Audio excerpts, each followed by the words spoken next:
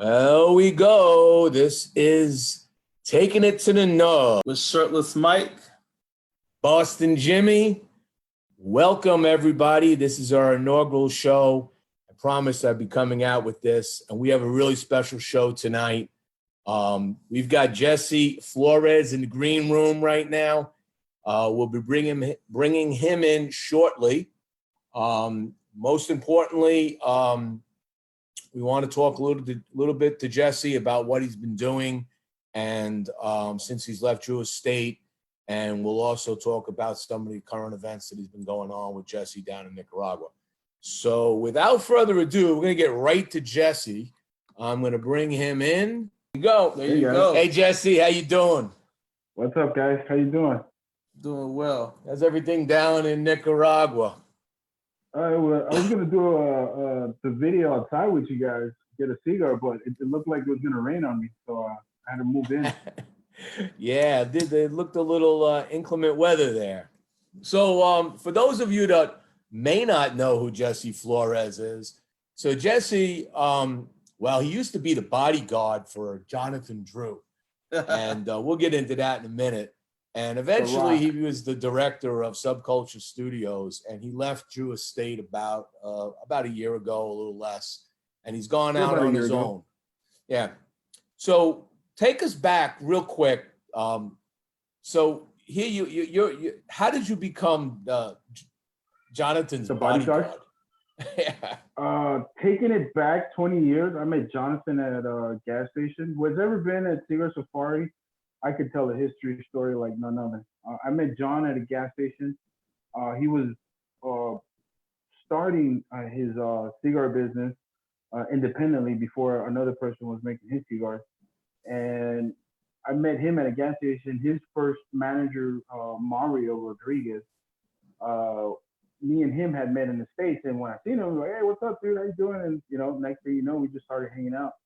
And our thing was always hip hop because I'm a hip hop freak. I'm always into music. I do a lot of my creative artwork. I just get in the zone with music. So I've been like a hip hop freak for I think since I was like 14 years old. The first ones that I heard was NWA, EVE, Beastie Boys, EPMD, and I was like, oh man, this is great music. And I before that, I listened to I think everybody listened to Motley Crue and Def Leppard and rock and roll music. And then we got along really good. And he invited me over to his acid house, which was very typical Nicaraguan house with a garage, and he had no furniture or anything there. He just had tables. I'm like, WTF is this? He's like, oh, I make cigars. I'm like, yeah, it smells different. And it was the acid house. They were producing acid, packaging acid cigars, which I had no clue about cigar industry. So he put me on game on everything. My first cigar, John gave it to me, and I fell in love with the cigar. I was like, a lot of people ask me, like, what was your first? I was like, my first was Juicy Lucy Natural. And I fell in love because it was a botanical.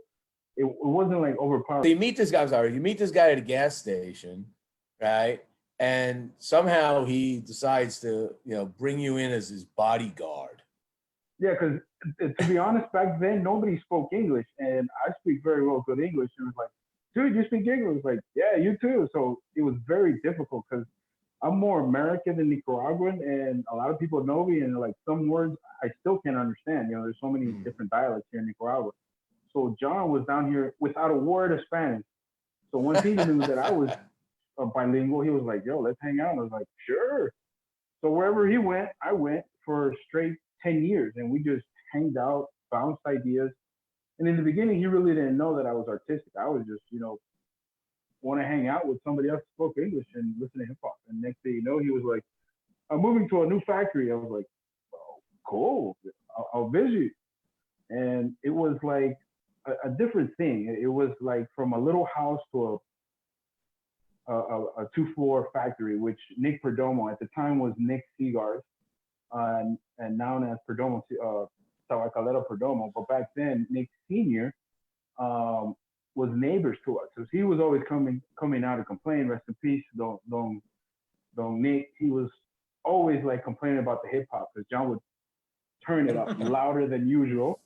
And it was just fun, you know. You could hear the little Cuban guy coming out like, "Hey, turn that shit down, gringo," you know, and John would just turn it down and then turn it back up. In the beginning, we were just, you know, hanging out, and then creativity stuck, and I was just doodling, and he got interested in what I was doing. You know, it was just a matter of coincidence that, you know, the design factor came into a small company growing up, and I remember my doodles would be on T-shirts, and I was like, "Yo, that's my design." And I was like, "Yeah, we're gonna make thousands of them." I'm like, "Whoa!" And I'd be happy because I never seen shit like that. You know, it was a whole different level of, you know, artistry. Because Oh me yeah. being a street kid, you know, I'd never seen that. You know, like taking a design and putting it up, and it was like the Drew State logo. It's international. That was made up in a napkin. He was there. You know, he'll tell you. It's like, "Yo, is it true that the Drew State logo was made in a napkin?" So you moved this, you moved on, you became big time in Subculture Studios, and then I'm going to speed the film up on it a little bit for sake of time, Okay. because we did this big long interview together, and Oh people can yeah, I remember. go watch that. But more importantly, let's speed it up now to where we are today. So you left Drew Estate about a year ago, and you ventured out on your own, and you started to do these taggings or designs on cigar cases. Talk Mhm. about the cigar case a little bit. All right. After leaving, I wanted to do something for myself by myself. You know, no holds bar, as they say. I wanted to do something Nicaraguan authentic by Jessi Flores. You know, because I figured, you know, what's the one thing a lot of people want? Authenticity. They don't want 500 of them. They just want one of each, whatever, Like you know, this. personalized, like that. You know, nobody's gonna have that. And Nobody's got that but me. if Thank you you. know what that picture is, it's the moment that the leaves are separated by colors and then entwined, and they just stack them up on the table. You know, it's like one of the 100 processes. So whoever sees that image like would know that is a process picture. You know, because a lot of people are Right. like, oh, everything's machine made. You know, if you don't know about the cigar industry, the premium side. You know, it takes probably like 100 150 hands before you get your final product in your mouth. Right. So you're doing these cigar cases, and how's that going now? You've been I've seen you I've selling. You so get commission.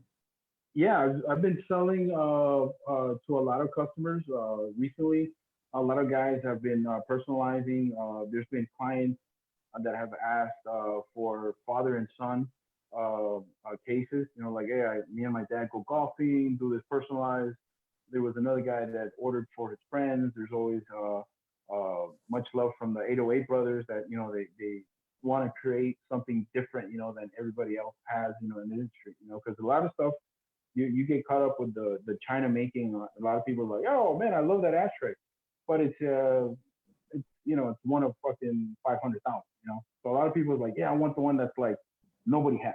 It's something that humans have. You know, like even women with women's shoes, like I don't want that girl shoe. I want something different. You know, because it's happened. You know, you go to a party and the other person's wearing the same thing that you're wearing. You're like, oh, Yeah. I hate myself. Go ahead. What I've been trying to do is make as many people happy, making creative art. You know, what they want direct.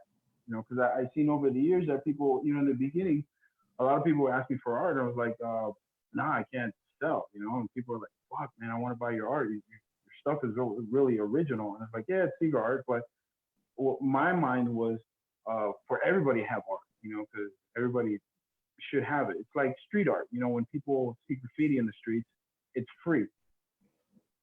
You know, you Well, could get yeah, tagged on right on. and you did something. You showed me something about 2 months ago that you were playing around with, talking about street art and graffiti, where you were tagging toy trains. You were doing this toy train thing, and you Yeah, because connected with a company in New York yeah, to I experiment with connected with the this. distributor, and they were like, you do some crazy stuff. Let me send you some samples. I'm like, yeah, man, I'll tear it up and tag you guys because it's all about networking, you know, in real life, you know. So I helped them out and they helped me out. So what I've been trying to do is like bring back the essence of like the graffiti because graffiti comes from water towers because back then the kids would go up to the rooftops in New York and Boston and different areas, Philly, and they would tag up the water towers. And then the next thing, somebody came, I think through, I forget the name, Pursue or Cope, one of these guys that were like rocking the trains back then. They did a whole train. I think it was Dondi. One of those kids. Dondi, yeah. Made it so popular and so authentic that everybody else was copying them. So I'm trying to take it back to, to the essence of, where stuff was born, the roots, because everybody wants to have that little kid in them, but they don't know where to get it, So the idea is to make it, available to everybody to have, not just like a certain group of people, a certain group of cigar smokers. I want everybody to have it, So with the personalized cigar accessories, intertwined. You get artwork and you get something where you could put your cigars and carry on. There's some guy that took one of the cases that I did in Amsterdam, and he was in Egypt. And I was like, yo, my case is in Egypt. It's like, you can never imagine, So I think Mike has some questions regarding, because he's a big hip hop guy. Yeah. So you probably have some questions for him about hip hop and old school.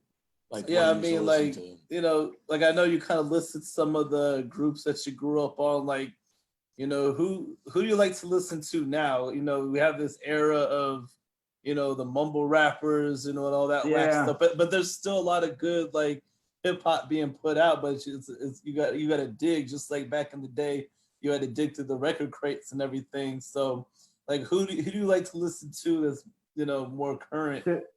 To this day, I always listen to Wu-Tang, because there's like of course, there's 10 guys there that have 10 different lyricist type of mentalities, all roughneck from New York.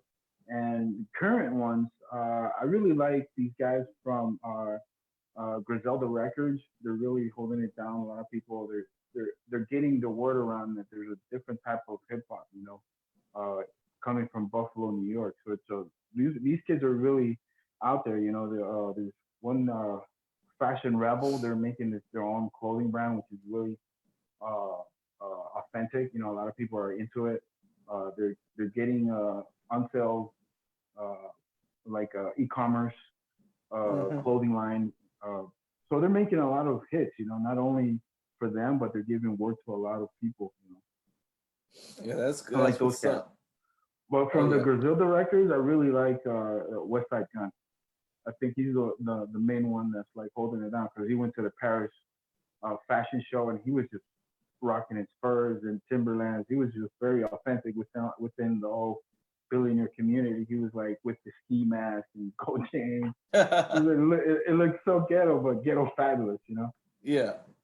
I mean, nowadays, with so much, I mean, there's these modern rappers that, it's cool to be creative, but then there's these modern rappers that are just dressed in any type of way too, so I mean, it sounds like that they were there on the creative aspect, but at least they weren't crossing over that line to just the absurd.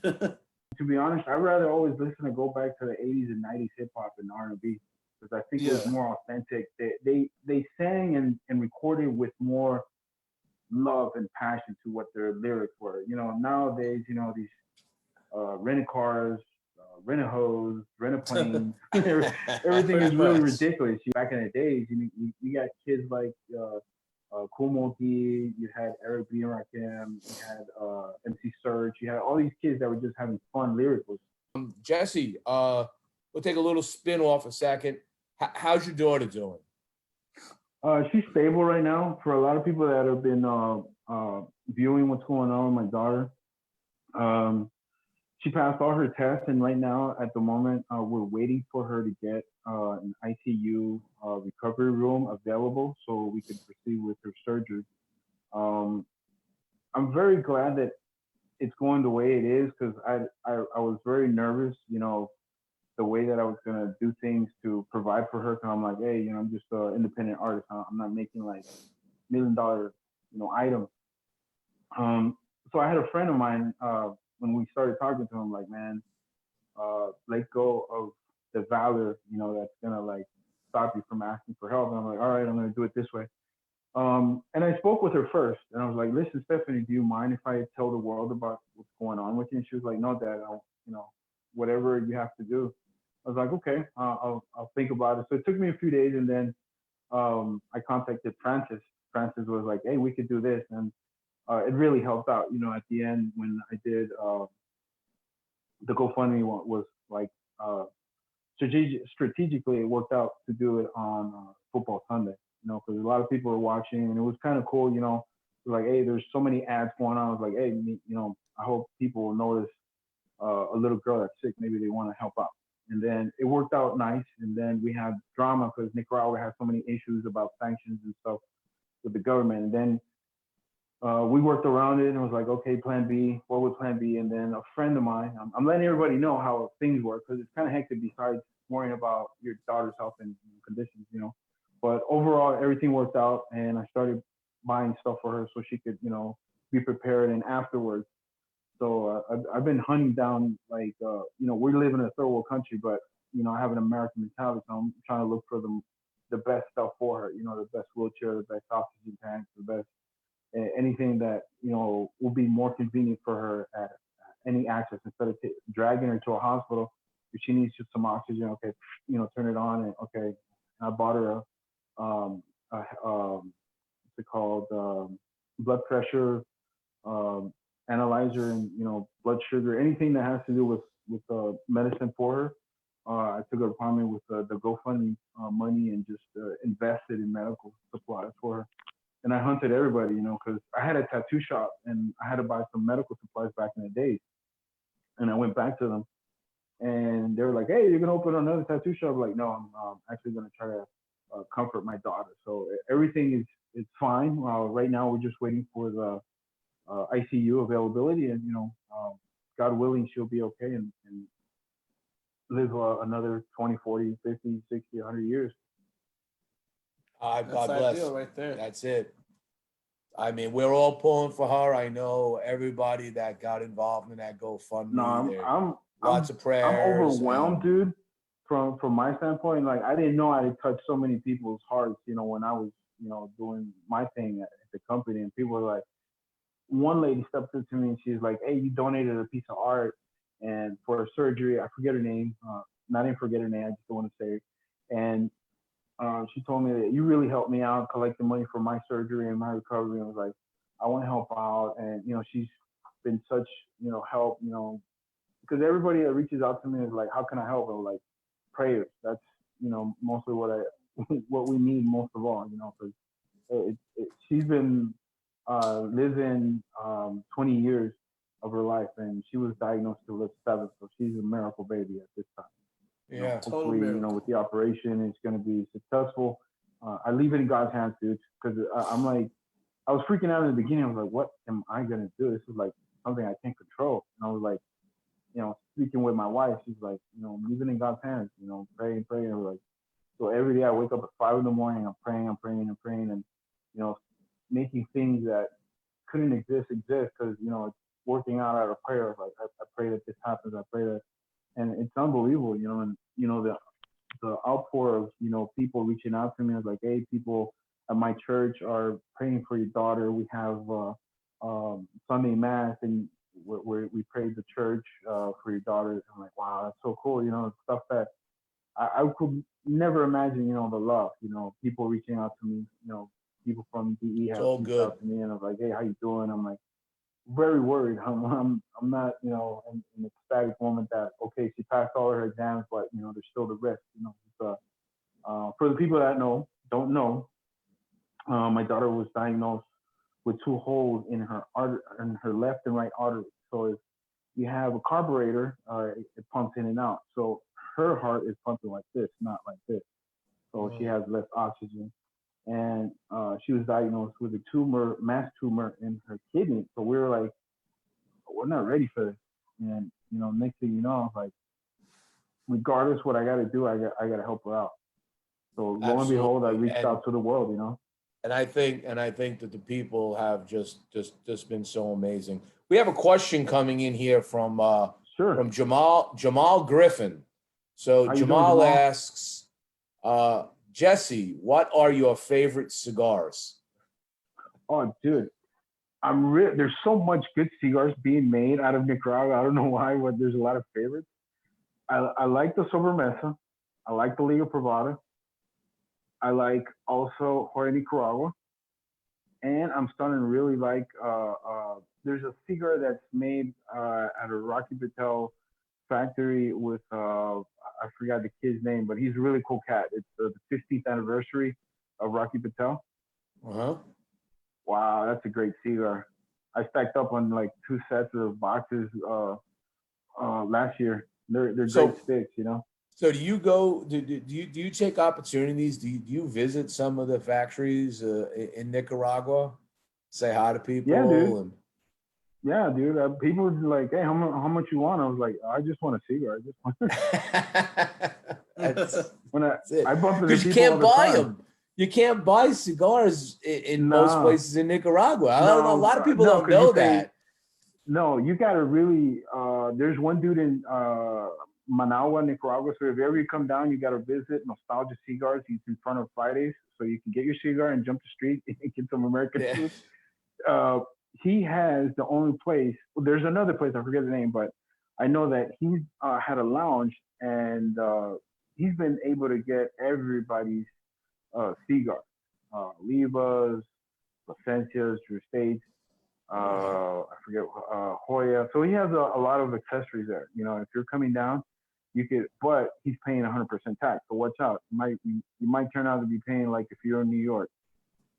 Oh yeah, I mean it's not like because they're, you know, a lot of people don't realize when we go down to things like these safaris and these other places. You get gift goodies, bro. You get gifts, all right, but you can't buy the cigar from them. It's a gift. It's impossible. And trying to find, you know, if you were to actually buy a cigar in Nicaragua, you actually, like Jessi said, you end up paying more money than you would probably pay in New York City. Now, if you, when you were at Drew Estate, you obviously got to meet or knew Steve Saka, right? Yeah, he was my boss for a few years. He was your boss. Yeah, a funny story. I'll tell you a funny story about Steve. All right, Steve, if you're listening. Right. Back in the day, John would travel back and forth. We were at the factory, and my office and John's office were together in a single salon. And here comes this 300-pound Santa Claus ringing the doorbell, and I step outside. I was like, "Yes, sir." And he's like, "Hey, he was there with like 20 deep gringos, you know. Some of them look like, you know, they've never been out of the States before, you know, some locked down. And it was so funny. He was like, "Can I talk to you?" I was like, "Sure." He's like, "Hey, you speak very good English." "Yeah, sure." I was like, "Hey, I'm a friend of John Drew." He's like, "Yeah. We want to come in and see the factory." I was like, "That's not happening. I have strict orders not to let nobody in." He's like, "Nobody, not even if you're the health department, nobody's coming in here. And if you don't work here," he had a little sign that said, "If you don't work here, you can't come in here." So Steve didn't work there at that time. So I told him, "Hey, call John." Oh, he tells me, "Call John and let John know that I'm here." I was like, "No problem." So back then we didn't have modernized cell phones. We had a satellite phone. So I looked like I was DEA down here with huge, you know.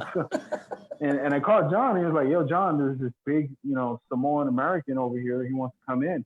He's like, "Hell, motherfucker, no." I was like, "All right." So I told him. He was like, "Oh, really? Okay, no problem." So he walked away.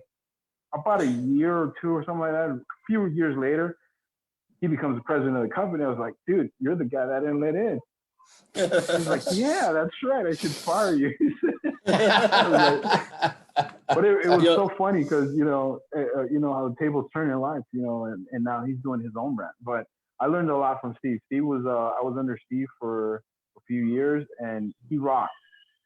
And I know that a lot of guys were like scared of him at the company. But like, why be scared? He's here to teach us to, you know, do things nice and efficiently. He was how can I tell you, like an orchestrator with an attitude. I just had brunch with Steve down at West Palm at the Great Smoke, and you know he was with my crew that I was with, and yeah, it was a cool cat. Like now that I know that story, I could be, the next time I see him, I'll be like. I'll throw it in his face. It was funny. Yeah, we'll have to use that information. So good. So Jessi, if you want to hang in, we're going to continue to roll with the show. If you just you can chime in anytime on some. I want to show you guys something I've been working on before we roll on. So oh, absolutely. Like, okay, so excuse me. So I started making these alligator skin silos to hold your cigar. Second, while I open this.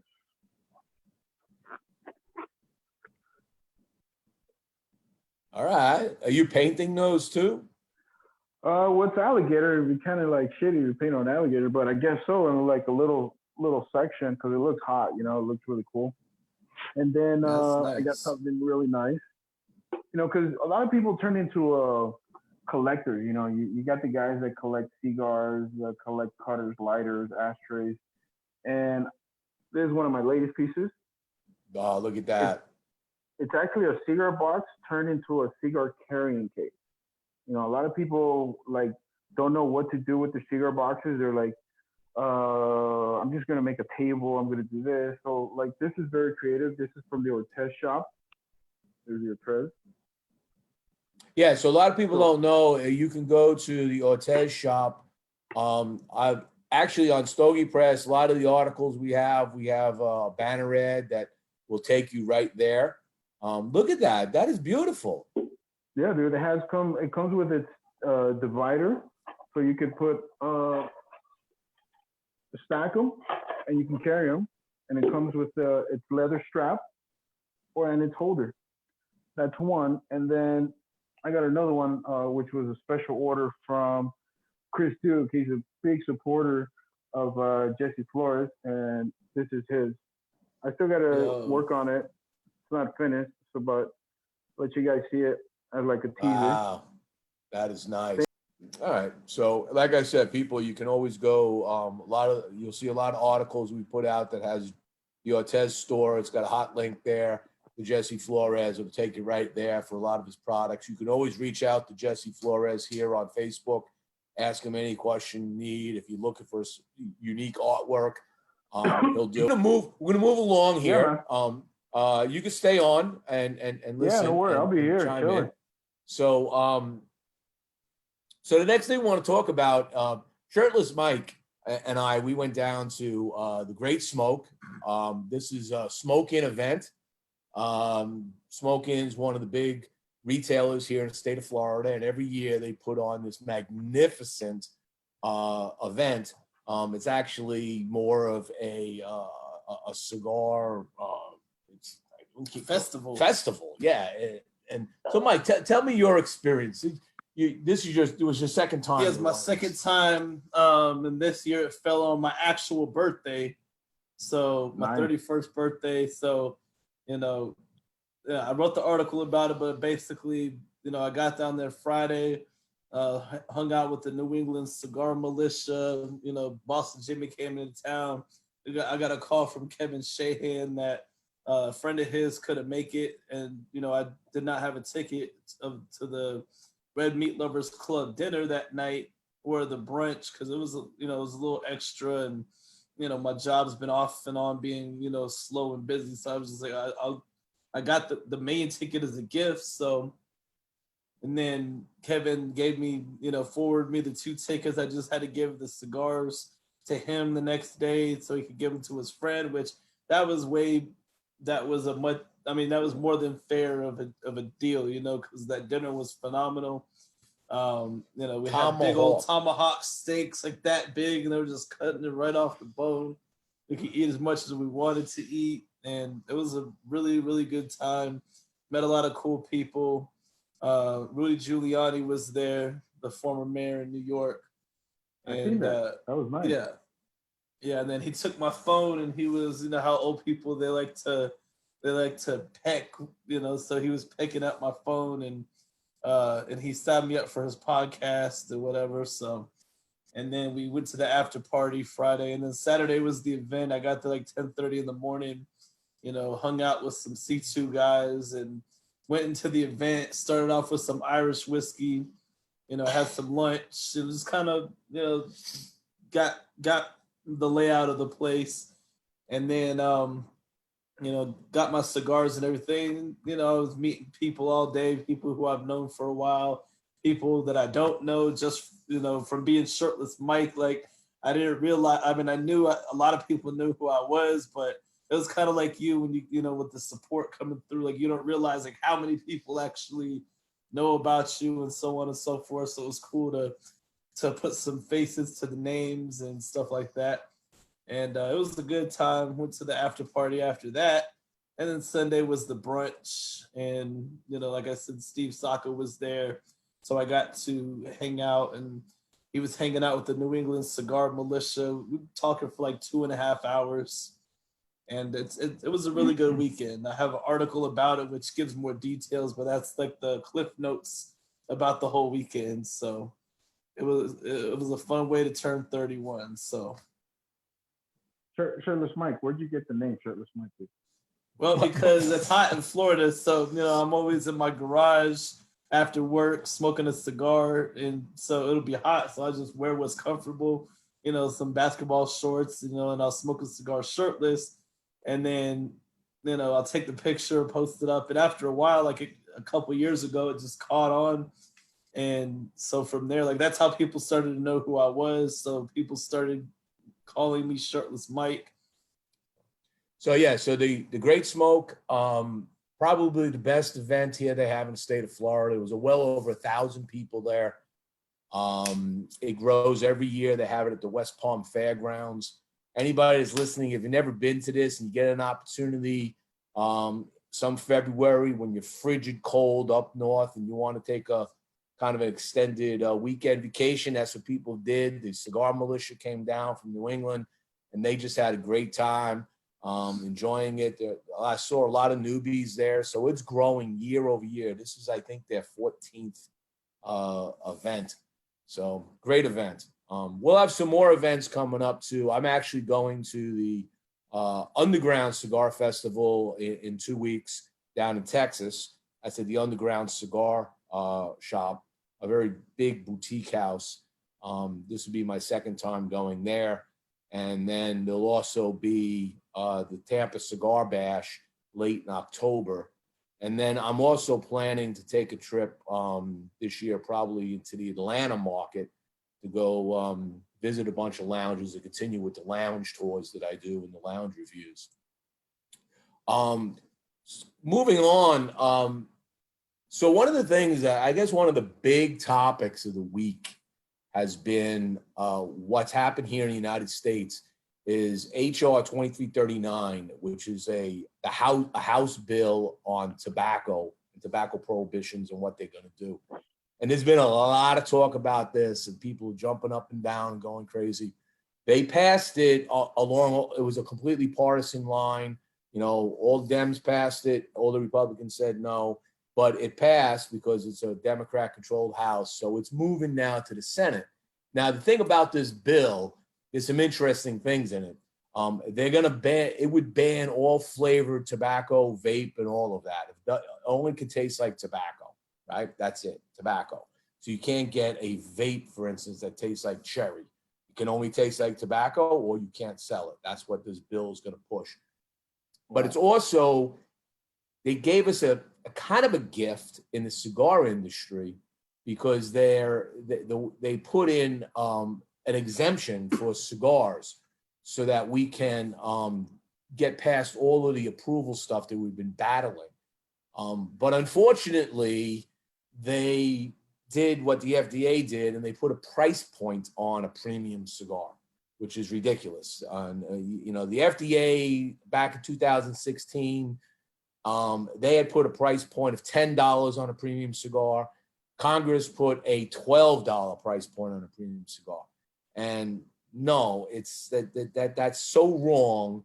And that is one reason why the PCA, CRA have said, no, you can't really vote for this because of that. But it's cracking the door, right? Which is a good thing because somebody has now recognized enough with all the press we've put out to exempt premium cigars. But there are other things in this bill which are not good. One of them is they want to ban all sponsored events with cigars. So something like the Great Smoke, can't do it. That'd be detrimental for real. Something like a golf tournament where you set up by the beer tent and do cigars. You can't have a tobacco sponsor for that, regardless of whether it's cigars or not. So it's these things. You can't have swag. You won't be able to give away swag that promotes the product. You won't be able to get shirts and hats and all of that.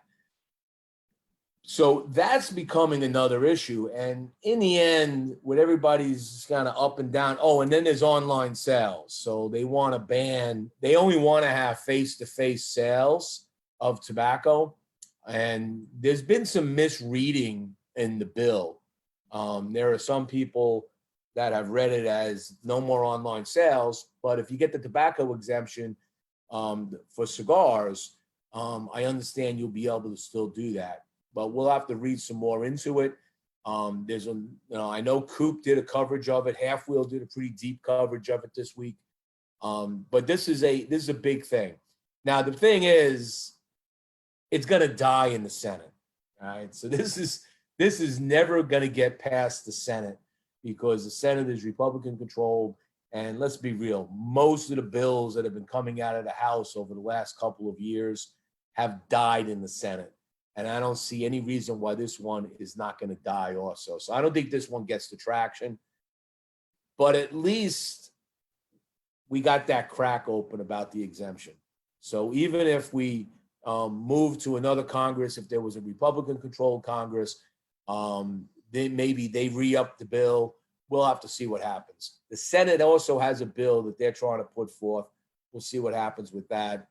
But that's the big news on the scene this week. The people will be talking about this probably the next week or so, and we'll see how it goes. I've seen a lot of talk about it for sure.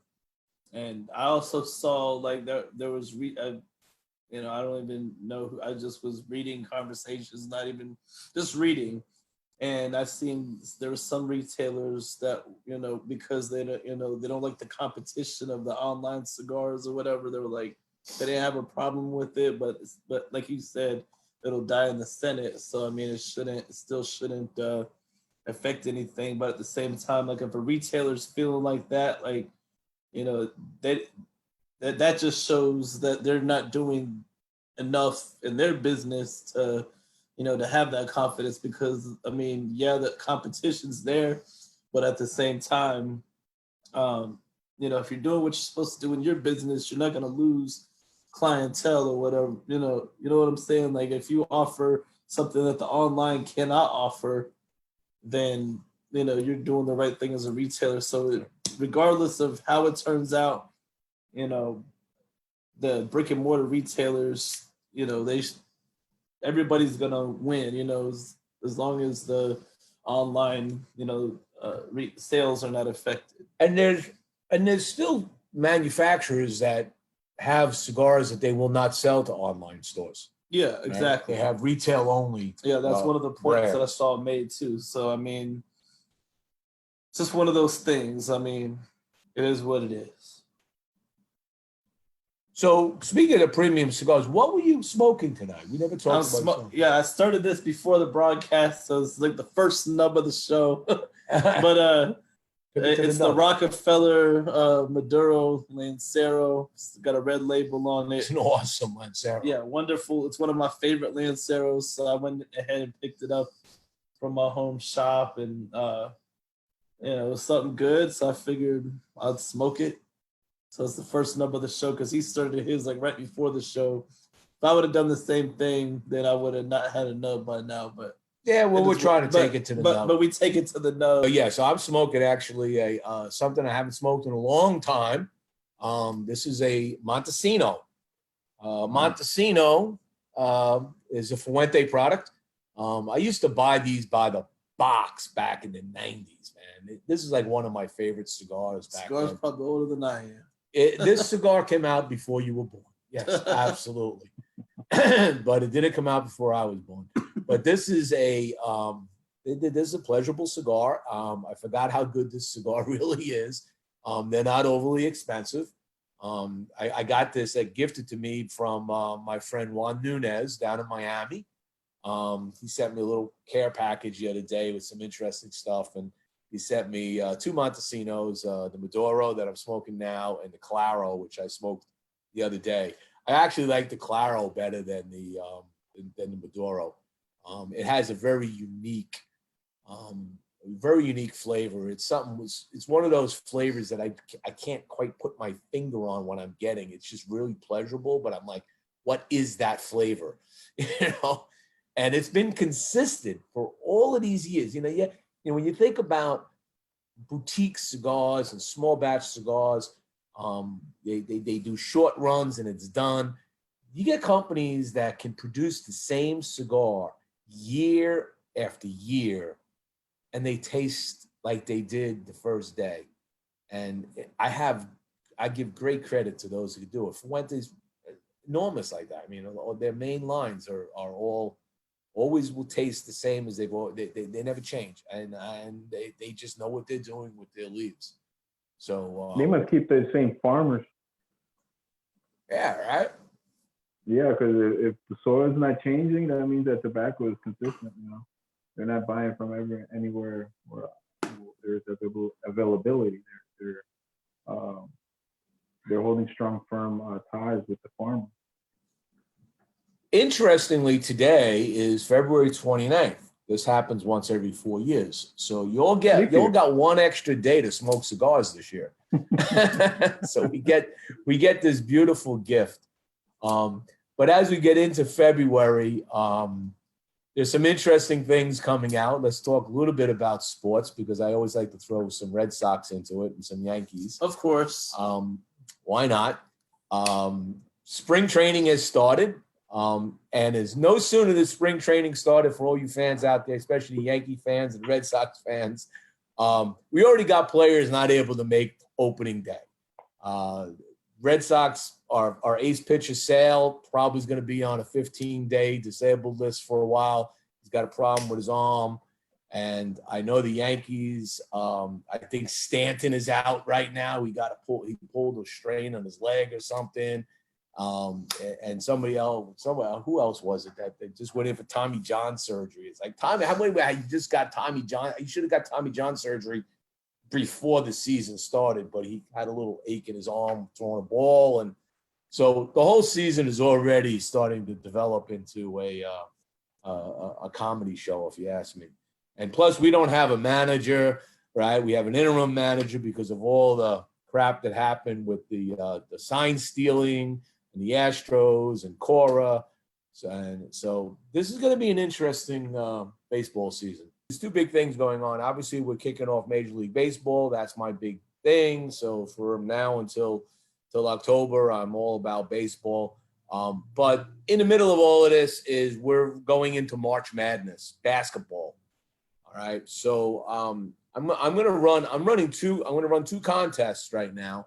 One's a long-term contest. So when it comes to baseball, you tell me who the World Series champion is going to be, and tell me who they're going to play in the World Series, and tell me what the score of the final game is. Closest to it, going to win special care package. Secondly, when it comes immediate, we're looking right at March Madness. I'm not going to do a bracket thing. Everybody does these brackets. I'm going to make it real simple. Tell me who the two teams are in the final, and tell me the total points scored in that game and who the winner is going to be. Three things: who wins it, who the two teams, and the total points scored in the game. And again, special package coming out. It'll be big. Trust me. So we covered the news. We covered some sports. We covered the Great Smoke. We covered some newer things that will be coming up. And we got Jessi in. So Jessi, any closing comments from you? Yeah, thanks for having me. I'm very honored that this is your first Shirtless Mike show and Boston Jimmie show. I'm really honored. I'm very blessed to have your my artwork in your wall.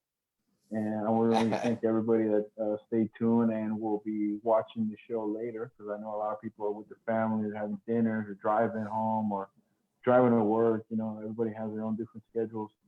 And thanks to everybody that helped out with my daughter's medical supplies and GoFundMe campaign. And really blessed to have everybody on my side. You know, there's a lot of people I was like I haven't heard from years, and it really pulled through. You know, the prayers and love from an artist here in Nicaragua. Buy my art, cigar art. There you go. So that's it. So that's the inaugural show. I want to thank everybody that tuned in and commented. Thank you so much.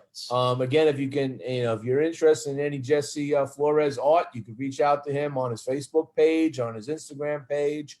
You can check out the Ortez store, and help out a brother if you're looking for some really unique art, one of a kind. There you go. You're looking at it right there. Thanks, guys. Appreciate you having the time here. That's it. So this is Boston Jimmie out. Shirtless Mike out. And this is Taking It to the Nub. Shirtless Mike. Boston Jimmie. Boom. Take care, everybody.